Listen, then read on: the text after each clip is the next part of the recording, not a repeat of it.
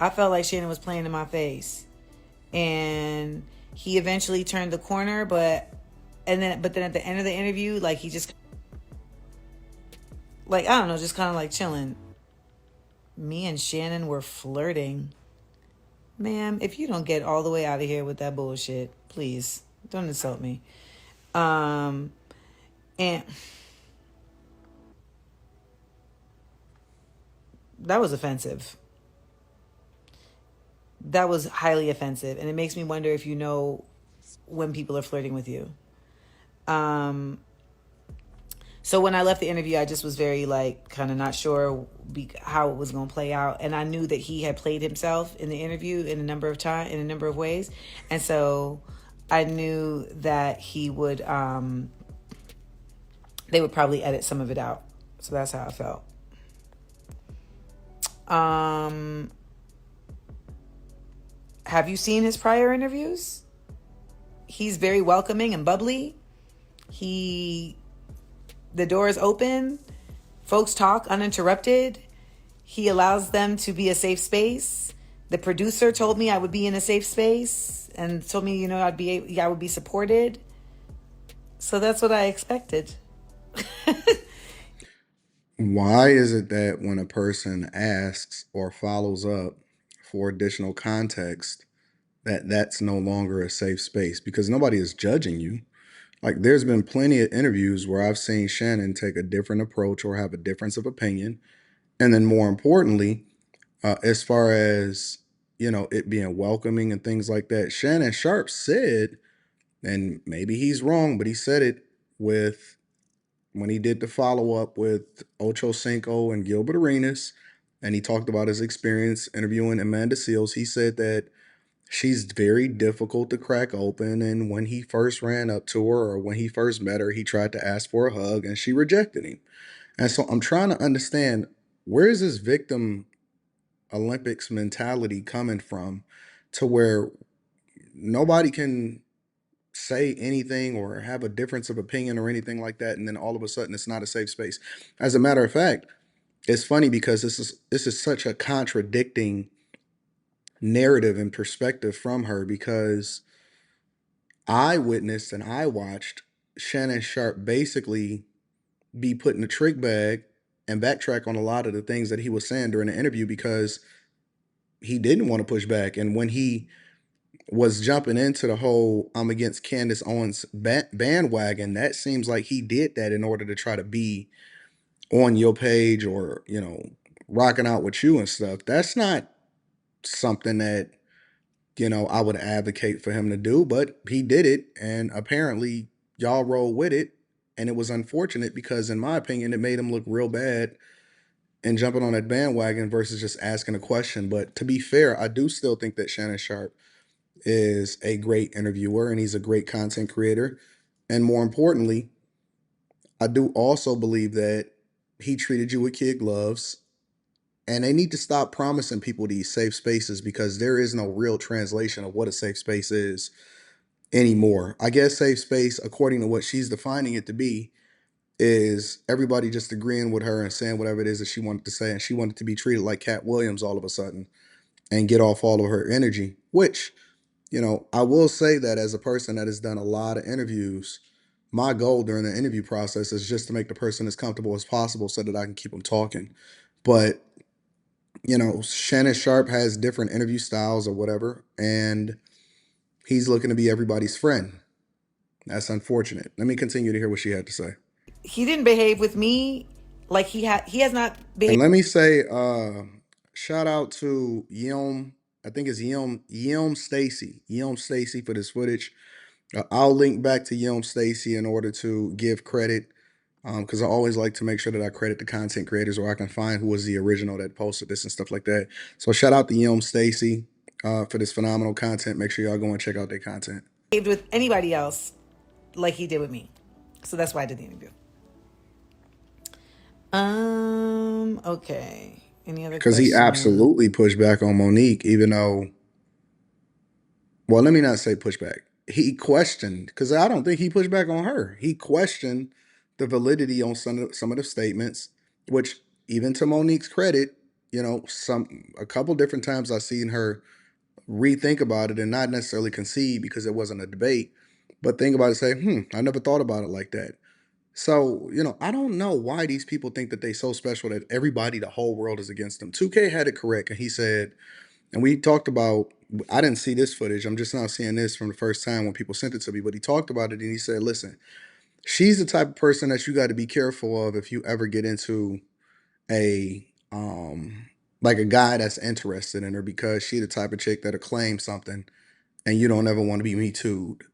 And I'm not saying that she's done it or she will do that. And people keep saying to me, it's some guy that she accused, but she never apologized for because she always want to be right. That spirit is what I get from observing her and seeing her operate on these levels. You know what? I don't feel like it showed my. So it's weird when we talk about like truth, right? Like, so yes, like I got to speak honestly about certain things, but I don't feel like it showed my truth because it showed me in defense mode, and I don't exist in defense mode. My truth, So not the truth, my truth. I got you. it put me on my heels a little bit, where I felt like I had to, just kind of do a lot more explaining, and it was a bit exhausting, like mentally. So, just like I had to really like kind of manage the interview, and that's really different. Now it's beautiful, like when you get to do interviews where you really get to just be like, you feel like you're liberated in the conversation. And to be honest, when I did the Jason Lee interview, like that's how I felt. Like the Jason Lee interview just felt really, I mean, like he's gonna throw some messiness at you, but he didn't press you on it, and it just didn't feel like I was having to, really use like all of my syntax, like all of my synapse to like navigate. But nonetheless, I and I feel like something I learned from watching it was that I have a tendency to, like my mom is very pessimistic. Like she'll always go the negative route. And I saw it play out on the episode, because there were times where he would ask me a question and I would be about to give like a positive answer, but then he would throw a negative spin on it. And then I would just follow that lead. And that is something I need to be more mindful of, just in the future in general, because I shouldn't be letting somebody like lead me down that road. So many of y'all have been on my head like, don't you ever go on that platform again. So I will I will not. I did have regret because I felt like you had somebody that was speaking your truth. And so that made it all the worthwhile. Like completely made it all the worthwhile. And I thought that I didn't necessarily care for Umar Johnson and his take because of um, his inability to actually do anything positive or be a reflection of the things that he's advocating for. But she has quickly taken his place. I mean, of all the people, and I didn't think that I'd find anybody um, that I didn't care for on a blackity black space more than Umar Johnson. But boy, talk about unlikable. She is 1000% taking his place without any question whatsoever. yeah, so no, I don't regret it anymore. In the beginning of the day, like I literally had to step away from the radio show and cry and come back because I just felt like I was so hyper focused. I literally didn't eat today. Like I just realized this. I have to go eat. There were some things cut out. It was cut out when he said to me, "It seems like you think that anytime someone doesn't agree with you that they're racist." And I said, "Well, I mean, it's too early in this conversation to say that." And he said, no, I said, like, what in this conversation would make you feel that way? And he said, well, I feel that way because you just talked about autism being racism, and you just talked about your teacher being racist. And so then I explained the, the racism attached to autism diagnoses, and why it's like so difficult for people to get clinical diagnoses, from like, because it's like $10,000. And also because as a black woman, you're oftentimes misdiagnosed. And then they cut out where I said to him, like, didn't you leave your last job because of racism? And he was like, and they also cut out when I would like to see that part. I would love to see the part where she asked him and what his reaction was. That now that's valid. That's 100% valid. I don't 1000% agree or disagree with anything that anybody is saying, but I'm curious, even though the context is completely different by which he's asking her the question, but I'm absolutely curious why nobody has ever asked Shannon Sharpe or have seen the reaction of Shannon Sharpe as far as what his perspective was towards why he left his last job or the reasoning why he left his last job. That's a phenomenal question. I spoke about Palestine, even though briefly they cut out when I spoke about Palestine. And they cut out at the end, he was asking, no, I have not been clinically diagnosed by a doctor because I'm not paying $10,000 to. I knew it. I knew it. I knew it. When we was having this conversation last night on After Hours, and the people in the chat was like, "Oh, she's been clinically diagnosed," and then 2K came back and said she said she wasn't clinically diagnosed with autism.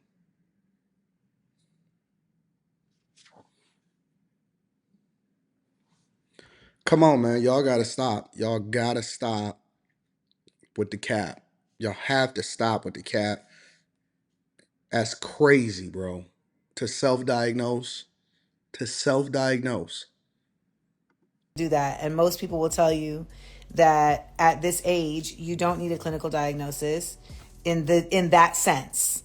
And I think that's the other thing. It's like we are so conditioned here in this nation to really only consider something in one kind of way. And I will get back to that. The other thing that they cut out is We're just gonna skip over that. he was saying that was And the people in the chat just eat it up. They just go right along with it. Just such suckers. Absolute suckers, man. Anyways, it's obvious that Shannon got finessed. Like I said in the very beginning, got finessed. He got put in a trick bag. That after the interview, no matter how well he treated her or not how well the interview went, that he was going to be the villain. But he hopefully he did numbers in